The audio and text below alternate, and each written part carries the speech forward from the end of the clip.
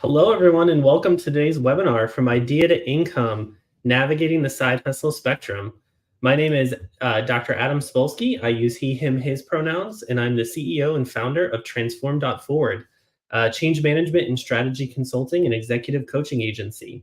We'll get a little bit more into my background throughout the session, but I wanted to cover some housekeeping before we get started. This session will be recorded and made available on our website and YouTube for future viewing. If you are interested in live captioning, please use Google Chrome and enable it in your settings. I will put a comment in the chat that tells you how to do that in case you aren't aware. But all of the recordings will have the auto-generated captions as well. You're welcome to comment throughout the session using the comment feature. Just know that with StreamYard, your name will appear with your comment unless you let us know in that comment that you don't want it to, and then we won't have it pop up with your name associated.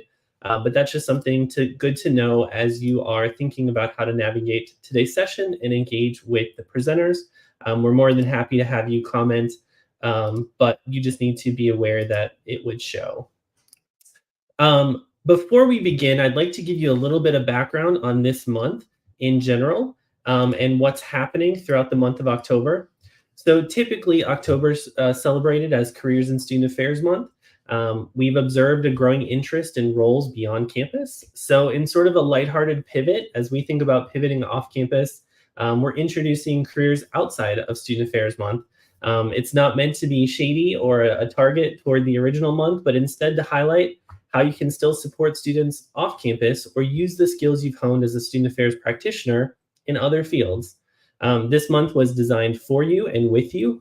Hundreds of you liked and commented on social media posts suggesting the topics, helping us recruit our speakers. And so we're really excited about how we are going through the month, and we're considering extending beyond just October in terms of our discussions. But now let's actually get into the content you're here to learn about. Today, we're diving into a conversation that's a hot topic amongst the higher ed groups on social media, whether it's to make ends meet, have extra money toward a different lifestyle, or to help you transition out of higher ed. Many folks are considering a side hustle. And so really what we're here to talk about is how do you do that, whether that's continuing as a side hustle or full-time. And so I'm really excited to be joined by Matthew French today, who is one of the famous faces on the expats groups. So you probably recognize the name. And so thank you, Matt, for joining us today. Yeah, thank you, Adam. I'm happy to be here to be able to chat more about kind of my career journey from higher ed to expat to business owner and how they all kind of mingle together. Yeah, and today we're sort of taking two different lenses. Matthew continues to work his 9 to 5, and he'll talk a little bit about what that looks like. And then he's got a 5 to 9 doing his own work with Awesomely Authentic. And I'm in a little bit of a different boat. I had it as a side hustle. Now it's a full-time, this is what I do for a living. And so you'll be able to hear the perspectives of each and some considerations and things you might have to think about as you are navigating both of those worlds. So just to kick it off, can you tell everyone what was the last job you had in higher education? What was your last on-campus role? Yeah, so, my background really came from, I think like most folks in higher education, we kind of fell into it, right? Through involvement in maybe college things. My master's was in digital communication, and I first found career services as my graduate assistantship, and that kind of just kept me in higher education. I worked at a small liberal arts college in the Upper East Side in New York City for a couple of years after grad school. And then I went and worked at UNC Charlotte here in Charlotte, North Carolina. I was there for about 5 years. So in total, I did higher education with 8 years in career services. First, partly being a career coach and career counselor for arts, media, design students, some business students. But then I switched over in our career services to be more employer focused, taking my love and passion for diversity, equity, and inclusion, which I had molded to help students by creating events, by creating specific professional development opportunities. But then I moved on to our employer relations side, where I really help to recruit employers and teach them how to be better recruiters for diverse students. Awesome. Similar to Matthew, I worked on campus for a number of years. I spent 20 years in education, both on campus and off campus. Started in very traditional student affairs kind of roles, working directly with students. Realized pretty quickly that I liked the bigger picture systems thinking, and so really made a career out of assessment and strategic planning. Ended up doing some consulting around that. Um, and made my way through higher education, ended up working and starting and forming an ed tech company that now a lot of you probably use on a regular basis. But my last position was as a chief of staff and assistant vice president for student engagement and success. Higher ed loves our long titles. Um, and that's a fancy way of saying I oversaw our division of student affairs, centralized services, assessment, marketing, technology, and then all of the things that would traditionally be engagement. So student organizations, leadership, Greek life, DEI, community involvement, parent and family programs. And I did that for about 8 years at SMU in Dallas, Texas. Um, and before I made the transition fully to an off-campus role. During that time, I was still doing the side hustle of consulting and executive coaching. So, Matthew, when did you start thinking you either wanted or needed to do something more or make additional money while working in higher education? What sort of was the catalyst for even thinking about a side hustle? So when I first moved to New York City, I was like, I am broke, right? In grad school, and then having starting out in higher education. I think in New York, in 2014 to through 2016, I was making like 43K, which is not a lot in New York City. Mhm. And so I started actually teaching for my alma mater, Old Dominion University, online for communication courses. So that's one positive about getting my master's, not in student affairs, was that I could teach 100 and 200 level courses for communications, since that's what my master's was in. So that was one way I started kind of gaining money. But whenever it came time to really thinking about, I think, awesomely authentic, what was happening was employers were asking me to do more things. They were like, oh, so you consulted with us on how to best attract students and formulate our messaging. Could you come and train us? Or could you come do a Mhm. presentation for us? And I was like, sure. And I had our director at the Career Center at that time. He was like, no. Like, you are already doing something amazing that's bringing in a lot of employers, that's getting them attracted to our students. But what they're asking you to do is pass the scope that you should be doing for free. So you should start your own LLC and you should start consulting with them. So I did that. My first client ever was Discovery Education. And I did like a recruiting diverse talent authentically and an LGBT 101. And that was my first client that I ever had through my org, and realizing like the amount of money I could make and how much my time and my knowledge was really worth to employers blew me away. And it's been great to kind of see how I could consistently make money and grow year after year by keeping it even just a side hustle. Yeah. Similar boat. I was living in Chicago at the time, not necessarily the cheapest city. And I think many student affairs practitioners realize the reality of student debt and what we take on in order to have the advanced degrees that many of these positions have historically required.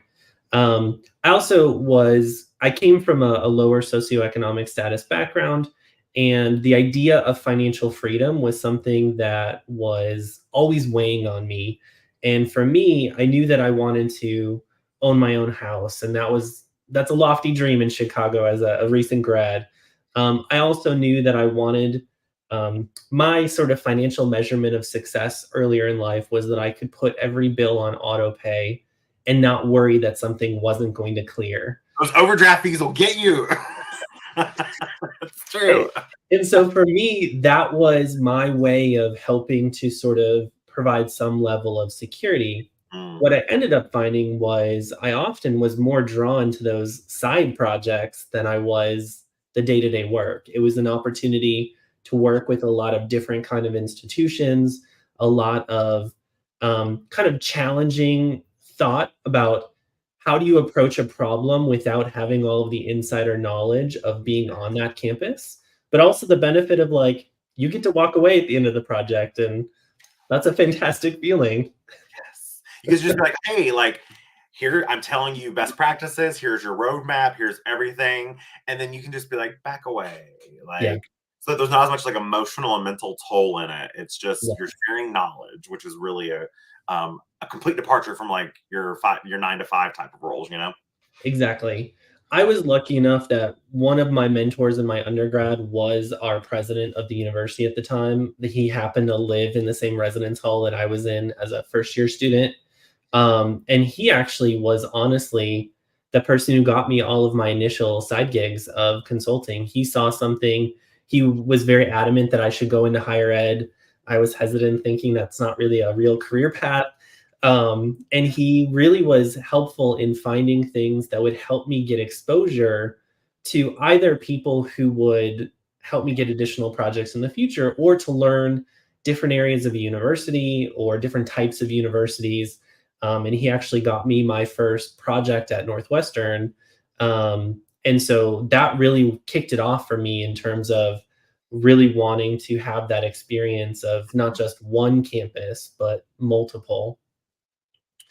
So let's something specific to you that I would love to get into that I know lots of people ask about is, given that you are currently working a full-time role, what is that role and how are you balancing doing both, and how does your employer support or not support that? What does that look like to be doing both activities?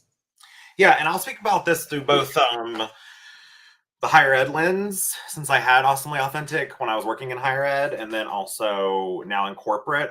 When I was in higher ed, I filled out my like disclosure stuff, told them what Awesomely Authentic was, and it was cleared. It was fine. I also, I think, was really lucky, and I had a great office at UNC Charlotte. The Career Center. I even went there yesterday to do an event with them. Like I go back because they're such a huge part of my life. Um, and so supportive of me. And so I never had any issues there.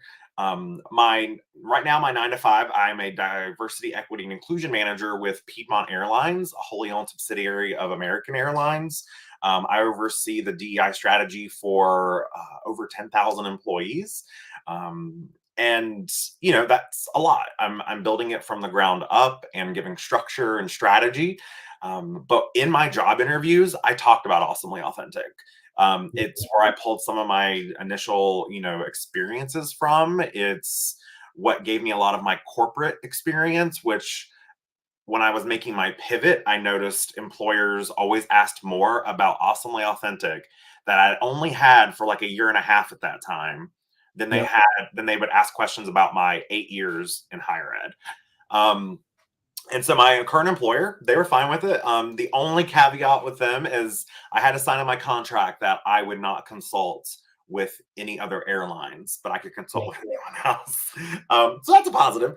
UNCC did not have any sort of caveats, like I couldn't consult and do presentations at other universities and colleges. I did a lot of presentations and trainings with students and faculty and staff at other universities and colleges. So I think it depends on who your leadership is, how supportive they are.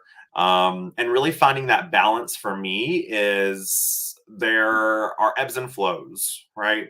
So, being diversity, equity, and inclusion, I cover a vast array of identities and a vast array of experiences.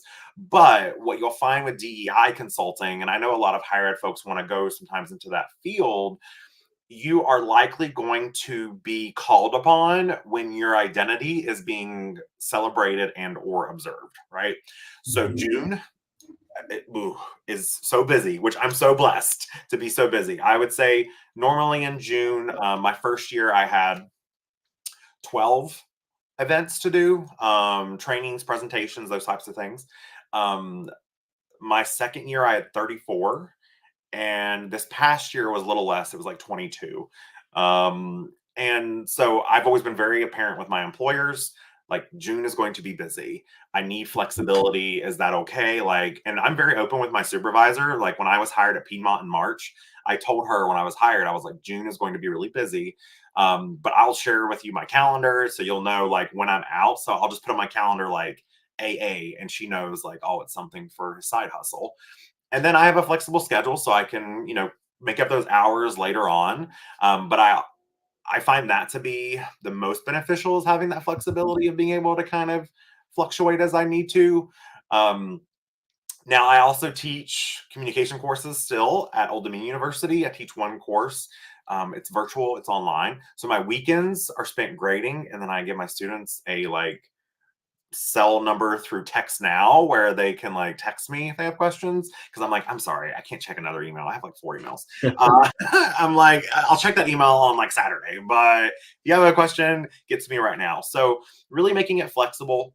And for me, I'm a doer and a pusher, and I love achieving.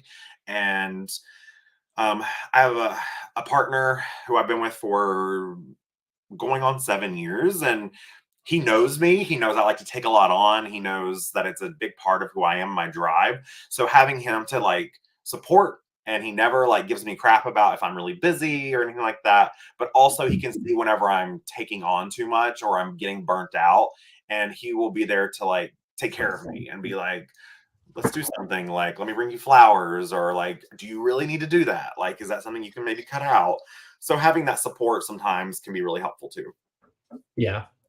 I, I would say your point about having supportive leadership is important, because I know that that's kind of a mixed bag in the field, right? Some folks have a really great relationship with their supervisor, and it can be something that they can be open and have really candid negotiations about time.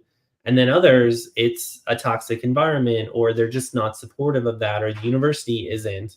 I've had similar situations where my leadership has always been super supportive, particularly in my last one. Like, they recruited me from being a consultant, and so they knew what they were getting into. And I would say like that I took that seriously. And whenever I mentor or coach people, I'm really intentional about talking about drawing that delineation between what time is whose time, right? Whether that's your full-time employer or your side hustle. I would go so far as like, if a I would never use my employer provided computer for my side hustle.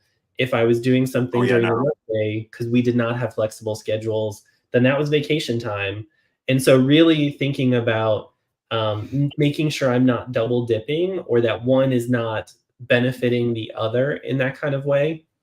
And I think that helped garner a lot of respect at the institutions that I worked for, because they could see that I was super intentional about that. And I think especially we have to make sure that we're cognizant of, if your full-time employer is paying you on a particular clock, then you should not be getting compensation from a client or other source and double dipping at that same time. And so I think everyone has to sort of think about what that looks like for them. And I know folks who they haven't had that relationship with their supervisor. And so, as far as their supervisor is aware, that's just vacation time that they're taking, and they don't get into the details of what it's for. Right? Whether that's because you're going to facilitate something on site at a client, or you're going to run home and do a Zoom session at a certain point, and you just take the time for it, and know that that's sort of how you operate if you don't have that kind of support.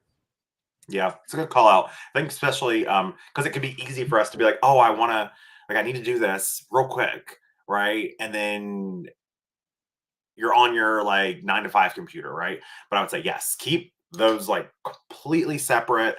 Don't do anything with software or Word, right? Like nothing, like because then that way I'm with you. It demonstrates that differentiation for folks.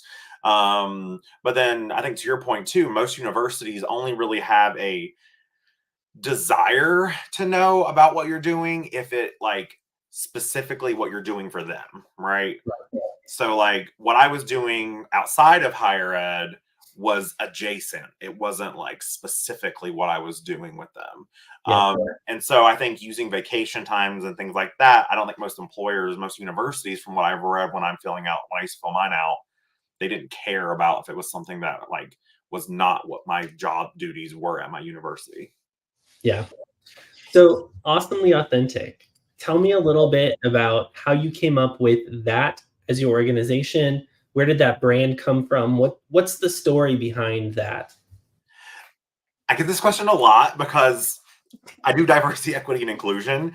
And if you look at, okay, let me rewind it a little bit. So I have always been told, and I am so gifted and blessed to have had people who have encouraged me to be me and loud and energetic and just whatever I want to do, right? I've always been very authentic in the workplace. I once I came out when I was 18, I was like, nobody's going to tell me how I can act anymore. Like, I'm not going to police myself. Um, Whenever it came time to start doing, thinking about starting this whole experience, I was looking at some DEI consultants, websites. They were all white backgrounds, professional fonts, professional. It was just so bland and just bleh. And there was no differentiation, right? And I also, for my time that I had noticed, I could just feel people clam up around DEI Mhm. and or get angry, right? I think now, even especially, you're going to get a lot more anger and pushback and all that good stuff. So I thought about what are some of the things that make me happiest, and I loved the '90s. I grew up in the I was born in '89, so I grew up on '90s Nickelodeon cartoons. Mhm. Um, I love their irreverence, their adult undertones, the colors. But I was also a queer kid in the country, and media was a big part of my growing up. Um, and so I wanted something to reflect that part that gave me joy and happiness, or the bright colors and the feeling and the vibe of it. Um, because I wanted people to have that experience when they came to me and they saw me. And I felt like it differentiated me from other DEI practitioners for what I was presenting to folks. It's served me very well. I laid in bed just thinking, I remember I was just laying in bed oh, what do I want it to look like? And then just my logo kind of popped in my head of how I want it to be triangles maybe, and the coloring. And I was like, well, what am I though? I was like, I like to think I'm authentic, but how do we make it sound a little bit totally tubular, 90s, and I played between authentically awesome and awesomely authentic for the longest time. I was like, "Is awesomely a word?" And I was like, "But that makes it even better. It's not a word." And that's amazing. And so I think from a branding perspective, it's worked really well. I think from a visual perspective, people always remember it. I always get comments on the bright and vibrantness, but it has even costed me clients. I haven't worked with some government contractors because that's probably the industry that I've most not worked with Mhm. after a 30-minute consultation. And that's cool, right? They wanted something more button up, professional, right? And that just isn't me. I'm very real. I'm very let's get down to the emotion of the person and let's be authentic with one another. Let's provide that space. Let's be high energy.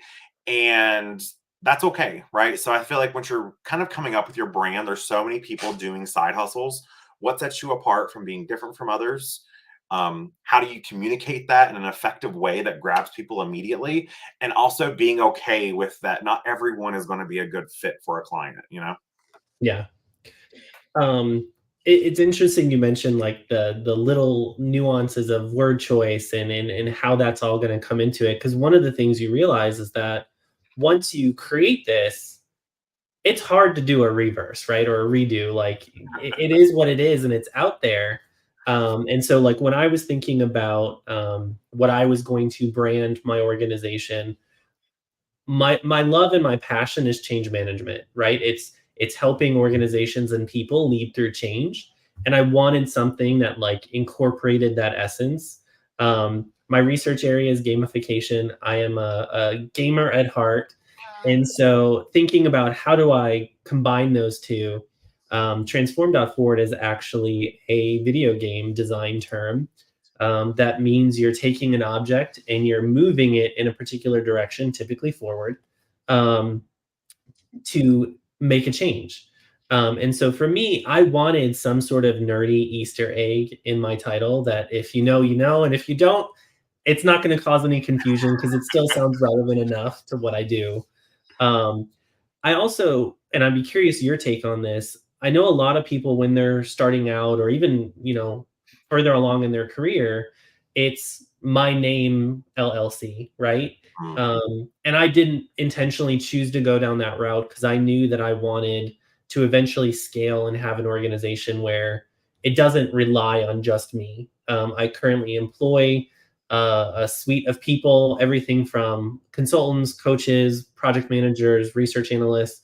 And that was important for me, partially because I didn't want to build a brand around my name because I felt like the least part of what I like about this is the sales part, and I didn't want to be selling myself or my name.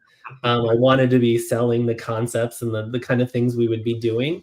But I'm curious, what made you choose a name that was not, Matthew French Consulting LLC or anything like that? Like, what made you do more of that organizational identity? That literally never crossed my mind. I was just like, oh, that's so boring. That's probably the biggest part, is that I thought it was boring. Um, and again, like, what does that communicate to people, right? Like, what experience are you communicating to them? Because it's all an experience, right? And I think it bleeds over into everything in my life, right? Like for Halloween, like we decorate our entire house and we have like huge treat bags with all kinds of fun little like glow in the dark sticks and all this stuff, because I like people to walk away from something that they've engaged with me with as an experience. And I think my name implements that, and everything I create around it. I think part of it is I'm with you on that. Is my goal was eventually to provide opportunity to underserved and underheard voices on career development topics, and DEI topics. So like right now I have 9 blog writers that I pay to write blogs for my website on DEI, on career, on lived experience, because I knew I don't know every experience, right? I also get to pay performers, drag performers, queer artists, queer magicians, queer clowns to also share their art with employers across the world and pay them really nicely for that. So that's one reason I went with that, or the second reason. The third reason is what I would recommend to anyone when you're communicating with a possible client. When you have your name as it just feels like a single owner LLC, right? But whenever I'm communicating from info@awesomellyauthentic.com, I always say, we are so glad you reached out. Like I always use a plural, because even though I am a like one person technically, like there's a lot of people that I do provide opportunity to. But I feel like saying we also kind of gives a little more um, validity in people's minds to working with you, and as opposed to just like you're a single person with just you in that group. Does that make sense? It does, yeah. And I think there's no right way that it can work, but I think part of it is, sometimes that individually named LLC may be a stepping stone, right? Because I've seen folks who they all had their LLCs at one point, and then they formed a collective that was something else entirely because they had enough experience. They realized they wanted that deeper bench. And so it's not impossible to change down the road, but it's definitely something to think about as you're forming this, even if it is only ever planned to be a side hustle. Yeah. Yeah. I also was just like, oh, after like filing for an LLC, I was like, I don't want to do this again. So like, let's like find something that I could stick with and like. Yes. So you have your brand. How did you determine what you were gonna sell? Your services, like what went into thinking about what does Awesomely Authentic offer? So for my career services folks and folks who know assessments, I am a P on the Myers Briggs. So um, I will be fully transparent. I had a LGBTQ 101, which gave a very basic introduction to LGBT identities in the workplace. That's what was my like initial spiel, right? Um, I would do that one for corporate, and then I was like, I'll do higher ed, working with career centers and LGBT centers and diversity centers on doing programming for their queer students. Again, I could talk to a vast variety of identities, but again, in consulting, there's so many of us. Pick your niche and find it, and you can make a good penny off of it, right? Like it's something you can use as a good side hustle because it also doesn't become overwhelming. Um, from those two choices, as I was needing clients, they would ask me, "Oh, we're thinking about doing something like this, or we saw your LGBT 101, but we were thinking like something more about like pronouns, or we were thinking we'd want to do something more on history or whatever it was." And I didn't skip a beat. I was just like, "Oh yeah, I have something like that. I can pull that together for you." I didn't have shit planned. I followed what my clients were wanting and I knew I could do it. I didn't ruin the sales pitch as you were talking about. I didn't ruin it by saying, "Oh, well, I don't have that, but I could possibly create it," right? Yeah. Um, but I was just like, "I got that. Like I can create that for you," or like, "I got that. Let me make some edits to it. I'll get it to you by end of week." I like a rough outline. I don't share my slides. I don't recommend anyone sharing their slides because We'll sometimes definitely talk about IP later. yes. Okay. Okay. We'll talk about that. And so I have built my library now because after I've made it one time, I then have it. But I'm not going to waste time on creating something that I don't know if my clients or customers want. Right. So now that I have them created, now they go into my library. So right now, I think found it awesomely authentic in June of 2020. And so right now I have 9 offerings for corporate partners, and for higher education, I think I have 7. And those were each created because someone requested it. And then I was like, okay, now I can create it because someone actually wants it. As opposed to me, initially, what I did was trying to guess what people wanted and have something, but I relied specifically on my strengths because then knew I could find clients who were interested in that topic, and then I could just kind of formulate my specific offerings around what they wanted. Yeah, I think that's a really good point. I think a lot of times people feel like to have a side hustle or to move into this, they've got to then spend all of this time and money creating content, creating workshops, whatever it is that they're going to be selling up front. And then, like you said, if nobody's interested, all of that time or money that you spent on that, it just sits on a shelf. And I completely agree that for new content creation type of things, it's much better when you have an interested party that you can then take what you create for them to adapt for other organizations. Yep, yep. Um, being sure to do that, and if there is ones that you do want to do and you can do, you can even create something for your website that has it listed with like 3 or 4 learning outcomes, a basic description. Even if you haven't created it yet, it can be an offering there. So, like, I'll give you an example. I put one up on my website that I had not had one client ask about for almost 3 years. And a month ago, someone was like, "Oh, we want to do that one." And I was like, "Well, I guess I need to create that now. Like, it's been on there for a while." And then, oddly enough, like a couple weeks later, I had another client reach out wanting that same one. And so, Yep. like, cool, it's ready to go. So yeah, that's a good call out. Like, don't waste that time that isn't been being requested of you in that moment. Yeah. Similarly, I thought about the things that I had already done in my past, and I think a little bit different in that I was trained in the consulting world, and so a lot of it is just learning how to scope a project and understanding if you have the skill set to match. So for me, it was really thinking about at this point in my career, like what did I want to spend my time doing? Because there's lots of uh, there's probably 80 different kinds of consulting you can do, and I would say most of those are not going to fill my cup. And for me, if I was going to go into doing this, it had to be something that I was passionate about. Like I said, I love change management, I love strategy. Um, I purposely never went and got an MBA because I don't want to do financial consulting. Mm, That's great for some folks, and I'll help a division figure out how to allocate resources, but I'm not interested in some of the more complex, like endowment tracking and playing with some of that. So for me, I really wanted to focus on those things that I knew I would enjoy. And from my organization, it really falls into three buckets. And initially it was only two buckets, but client demand made a third bucket appear. We do consulting and we do executive coaching. And I wanted to be really clear that we didn't do a lot beyond that. Now there's a natural gray ground in there that people have sort of demanded, which is like the facilitation and training, because it blends both of those. And so that is now our third bucket.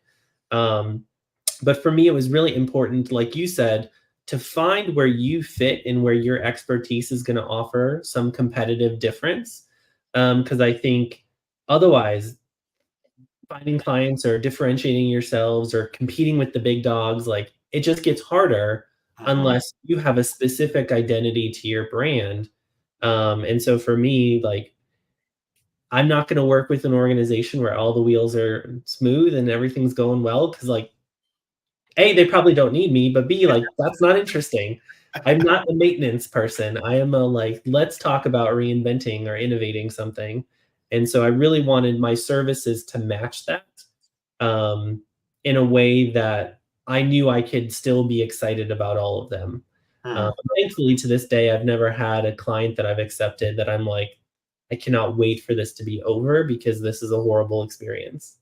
And that's one of the positives, right? Where you get to like choose those relationships. And I think it's important. I'll distinguish too between like what majority of my business is. So like I offer trainings and workshops to higher education and corporate.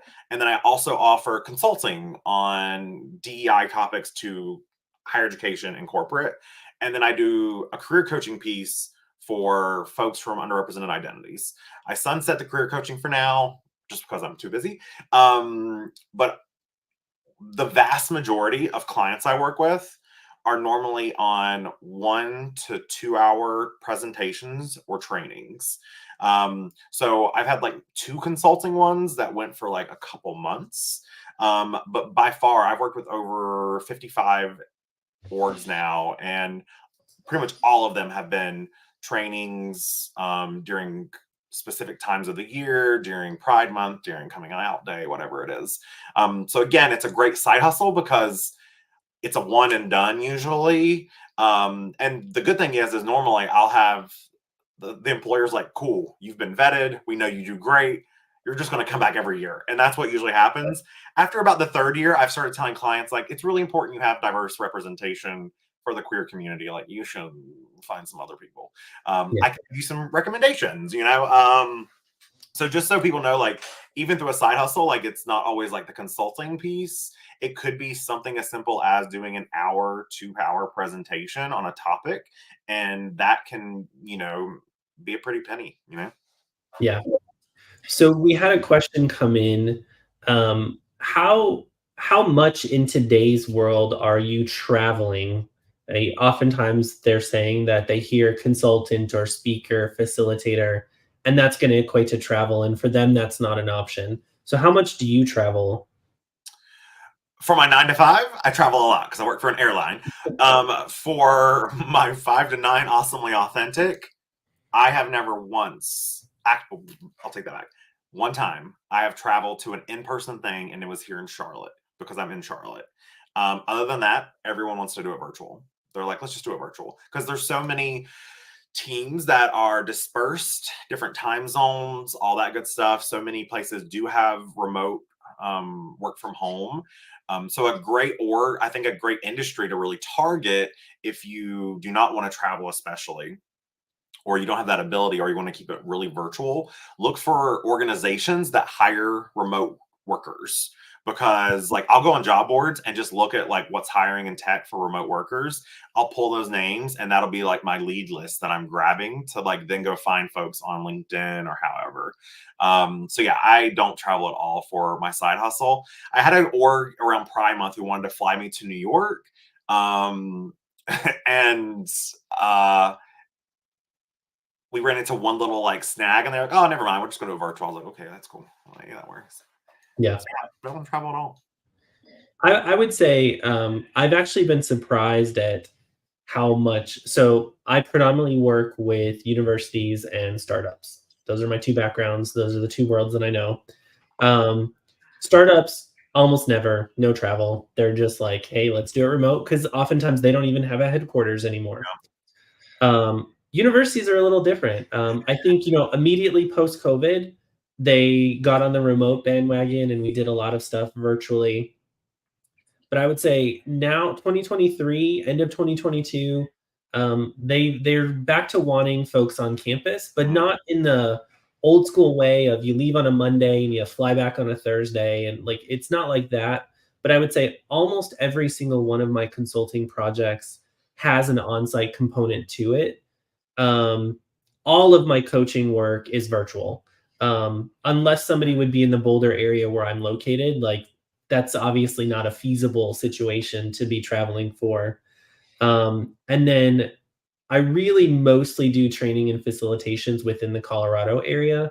Um, there's a couple that I've traveled for, um, but oftentimes the training and facilitation that we are doing require physical things, and candidly, I'm just not about like going to the UPS store and trying to ship stuff, and like that's just not a world I want to get into.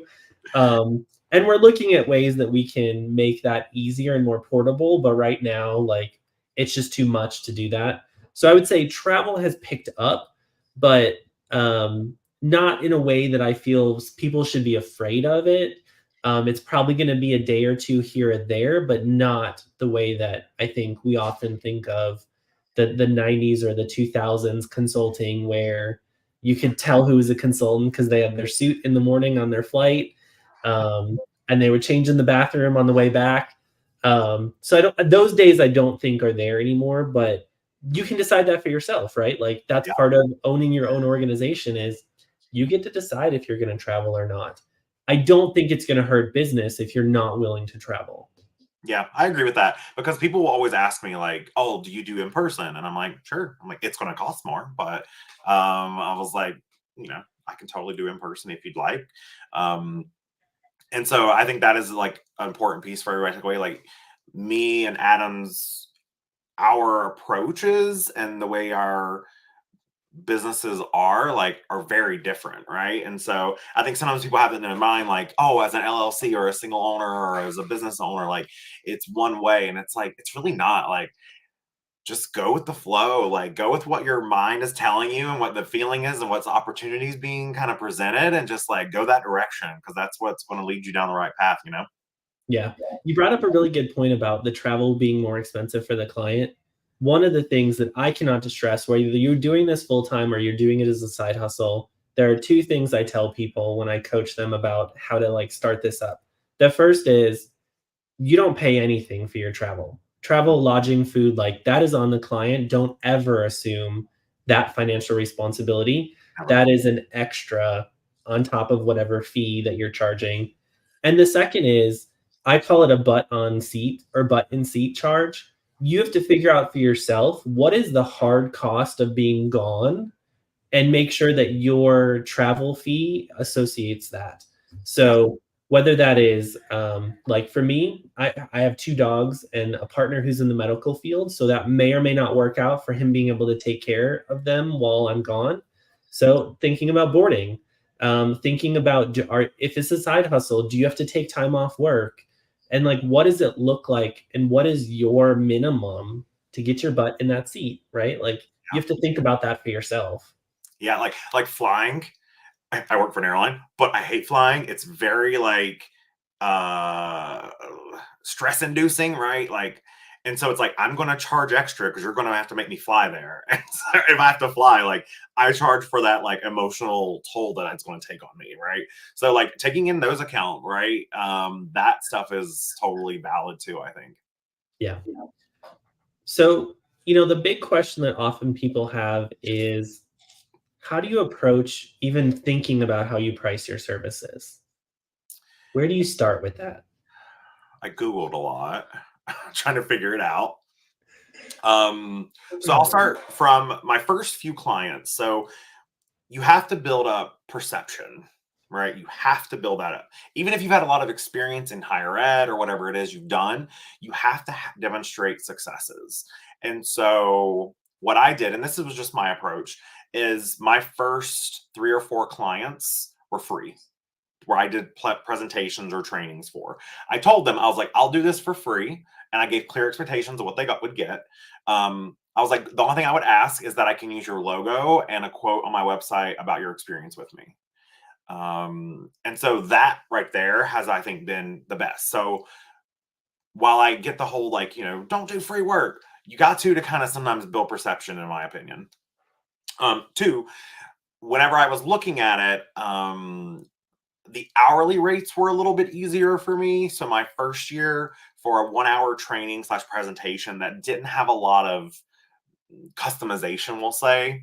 And if it was like LGBT 101, right? Like I could do that with my eyes closed and asleep. But like that one, my first year, I charged $1,000 just to see. I was like, maybe they'll pay for it. And they did very quickly. And I was like, okay. So they said yes to that very quickly. So the following year, I upped it to $2,000.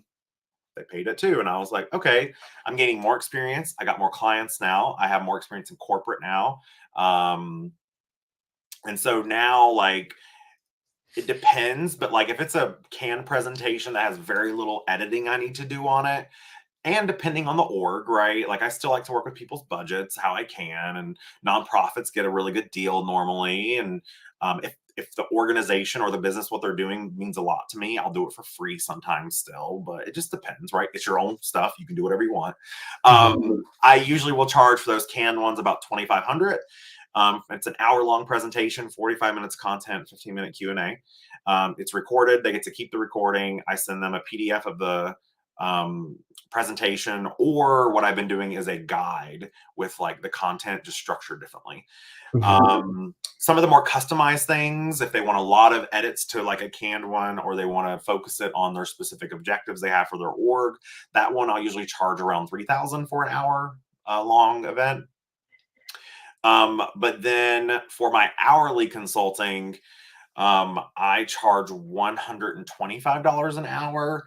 And I figured that out by thinking how much you want to be paid hourly. I read this in like 3 different sites. So I was like, okay, this must be like the way to do it. I don't know. But what you want to be paid hourly. So I took my current salary at my job and then figured out what I get paid hourly on that. And then you take that number and you multiply it by 3. And then that's like a good rate. Also taking into account what are your years of experience, what type of clients you've worked with, all that good stuff. So yeah, I haven't had any pushback on any of my stuff. But again, I'm flexible. Someone will usually tell me like, oh, we have a budget of this. Most clients do not share what their budget is up front. No. I have to ask numerous times. I'm like, just tell me. I was like, so then I know, because I'm not going to undersell myself.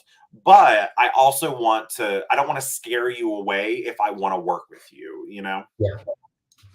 Yeah, that's a great point. The type A in me is going to show a little slide real quick. And it's something I walk through when I coach people on starting these things. I actually have a formula, but I think for me, so what I do is I get them to think about like the multiplier. So the positive things that would raise your price, which is your time. How much is it taking you to not only deliver the service, but to be prepared to deliver the service? What is the talent that you're bringing? So the expertise you have, how much, whether that's time that you've spent in the field, or that's the functional breadth that you have, and then treasure in terms of like, what is the cost to you to do this? The time off, the travels, whatever supplies you need, etc. And then I actually have like deductions or reducers of my price when I think about what else can this particular engagement offer me. So what is the potential for upsell? I will say I have sort of enjoyed that I work with a smaller number of universities at any given time, but with multiple projects at each. And so that's nice, because then I don't have to learn lots of different campus cultures or lots of different client points of contact. I get to really become an expert at that institution. Is that person going to be a referral for you? Are they willing to talk about you on social media? Are they willing to be the social proof on your website? All of those kinds of things, I think, would reduce that price. And then, like you mentioned, like, are you trial running something? Is this the first time you're offering that service or that product? And like, do you want them to give you feedback? And, they should pay less if they're going to be a little bit of your guinea pig for whatever that's going to be. True. And then thinking about considerations around the contracting in particular. So earlier in my days, I didn't quite understand the impact that it would have in longevity of signing an NDA. Now I do not sign an NDA. Obviously, there's confidentiality agreements about content with some of the clients in the consulting, but the idea of like that being a black hole that I can't talk about, not a thing anymore. Yeah. Well, we referenced it slightly, but IP transfer, and we'll talk about that in a second. But also, are they making revenue on this? So sometimes you're being asked to speak at something or to facilitate something the client is charging people for. And so that's a consideration for me of if you're making money on this, then that's not going to be a reduction in my service. That's going to increase it. And so really thinking about all of those influencing factors around that. Um, so I'm curious, since we brought it up earlier and it came up on the slide, how do you handle IP? As a consultant, oftentimes you're being paid for your expertise. So what is your approach to intellectual property rights? So I haven't went the like copywriting or anything like that yet. I've thought about it, and I know I can do it through LegalZoom. So that's what I use to set up my LLC. Super easy. Just did LegalZoom. They take care of it every year. Want a flat fee? I was like, work. So what I'll do though is I recommend, and this is probably naivety at first, but a client will ask me like, "Oh, can you share the slides because our leadership wants to see them to approve the content." And I was just like, "Oh God!" And I was like, "Okay." I was like, "You can." I was like, "Take a look at the slides." And then they were like, "Oh, like plans change. We're not gonna be able to do it." Even though I said in the email, like, "Do not share these with anyone. Like these are." Property of Awesomely Authentic, right? You don't have to tell them it's not copyrighted, but really just sell that home. But I later found out that client had basically repurposed, because what they didn't know was that I knew they were looking for someone because I had a friend who worked there, and they were like, "Matt, I think this is your content," and I was like, "It is my content." I mean, I know property on it, right? Like, but I learned a lesson of like, I will not share slides with you until you have paid me, you ain't getting anything. You'll get like a 30-minute, I call it a 30-minute DEI brainstorm, where I'll answer a question for them, talk about what I do, that type of thing. Talk about their trainings, maybe they're interested in. But in order to kind of protect what I have is normally I won't even provide the slides unless specifically requested. And then I will go through and then add like copyrighted stuff over top of everything.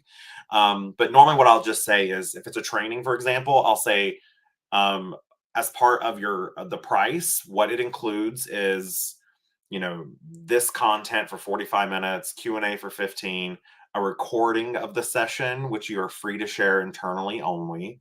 And then their information guide, which is where I give like extra resources. And so that the way they know that's all they're getting for that price. I have yet to have anyone be like, "We want to buy what you're selling," like the whole presentation. I haven't done that yet, but I've thought about what I would do. And what I would do is look at my past 3 years and say, okay, if they want that content, how much have I made off that presentation the past 3 years, or training? And I would think about, well, how much money would I be losing over the next 5 years for that training? And then I would probably take that into consideration for them just buying the IP right out. But protecting it, I found the video makes it really difficult for them because, one, they've already paid me. They have the information to share internally, and it's really hard to take all that information out of a video, especially since I don't put everything on slides. Like, I'm an extemporaneous trainer and speaker. So you could watch the same presentation 3 times and you'll get a little bit of a different version each time. Yep. And it makes it really hard for them to, again, copy me, right? And the style and everything. So that's what I would kind of say, but never share your slides. They can, if they want to know what the content is, what I've done is say, I'll meet with you for 15-30 minutes and I'll run through the slides with you real quick. And then that's it. Like, that's what they'll get. Yes, similar. I think I learned a lot of lessons early on about transferring IP that I didn't really understand the impact that that would have. So for me, unless it's meant to be a worksheet, I don't typically share anything that's editable. And often those if it's something where I'm going to a location, then I bring the physical copies. And I do have sliding scale fees of whether or not they want to have IP transfer. I don't do it for anything that's general frameworks or custom developed frameworks for us, but working with a lot of change management frameworks for institutions, we commit to like not we never do anything like cookie cutter where we'll take one strategic plan and bring it over to another university and plug and play.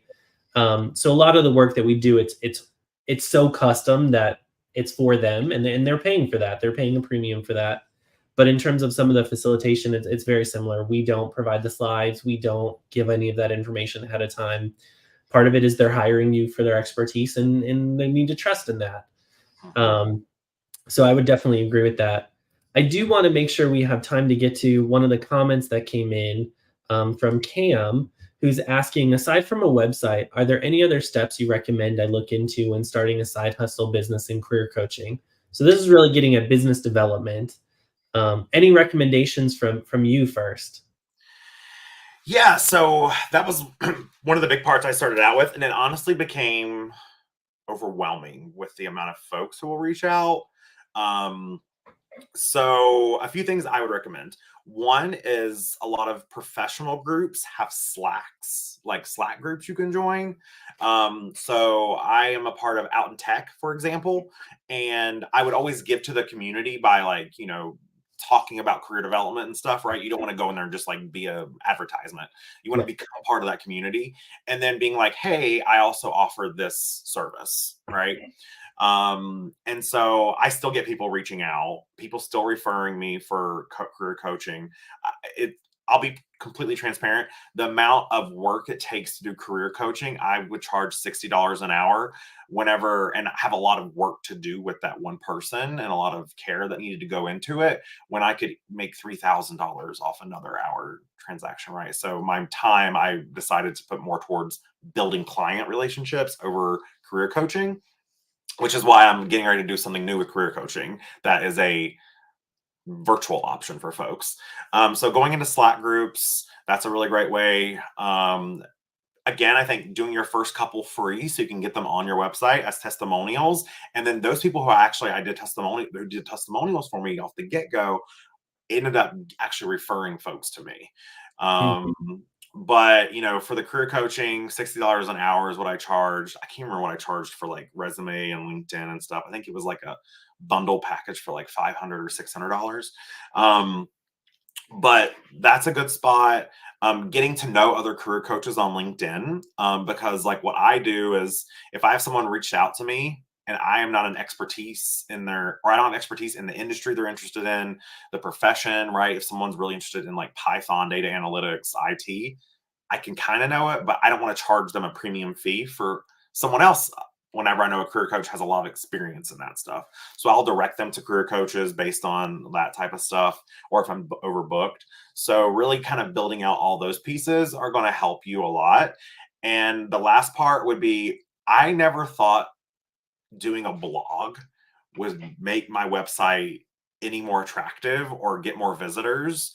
Um, I now get thousands of visitors because of just the blog content I put out. Mhm. And it's a little bit different, right? It's not just like resume tips. It sticks with the 90s theme. So it's like, Clarissa explained it all except for LinkedIn. Legends of the hidden job opportunity. Are you afraid of the interview? So like all these like Love that. our real monster resumes, like all a play on 90s Nickelodeon culture. My favorite one is Rocco's Modern Work-Life Balance. Uh, Yes, so I love that. right, so that gets people engaged. So really thinking about how you can make those like articles that speak to people's specific experiences that are engaging in a different lens, and sharing that out on social media, sharing it in Facebook groups, right? Like that's how you can really grow a lot of clients, is through that. Yeah. Um, I would agree with all of that. And I think oftentimes Finding your niche is going to be important because there are so many websites out there for career coaching, and you're running against some like big competitors and independent shops. I actually think that, especially if you're talking about career coaching, something like LinkedIn and other social media is going to be super helpful, especially if you have the social referrals from people that you've worked with previously. I think if you're hoping that you're going to build a website and people are going to magically come to it, that's going to be a pretty tough sell. I mean, SEO is its own industry now of getting people traction to their websites. And so I think you have to have these other outlets like Matthew talked about, whether that's chat platforms or social media or other things, because you need that backlinking and that referral sourcing. So having a blog or a podcast or a YouTube series or something that's going to make you stand out and help provide multiple avenues for somebody to get to you, because today there's so much clutter on the websites that alone is going to be super hard. And so part of it is, initially when you're contracting with people, you'll give them the discount if they're going to refer you, or LinkedIn has a services page for individuals, so you can have people and you can ask people to recommend you there. And so really thinking about what are the other ways besides just a website. Oftentimes you'll need the website just to show that professional persona and have that home base, but you really want to think about a diversity of channels in terms of business development. Touche. Well, I know we are just at time. And so I want to thank you for taking the time to be here today. This is probably one of the biggest questions we get asked is like, how do I even do this side hustle? I know that in the future, we will actually have some more information and coming out about the formation of LLCs and when do you do an LLC, an S Corp, et cetera, and what does that look like? And so be on the lookout for that. We also have quite a few other sessions coming up this month. And so you'll see previously we've done How Much Greener is the Grass. We have a panel coming up, as well as 2 workshops and master classes on resumes, LinkedIn, really understanding how to do that pivot.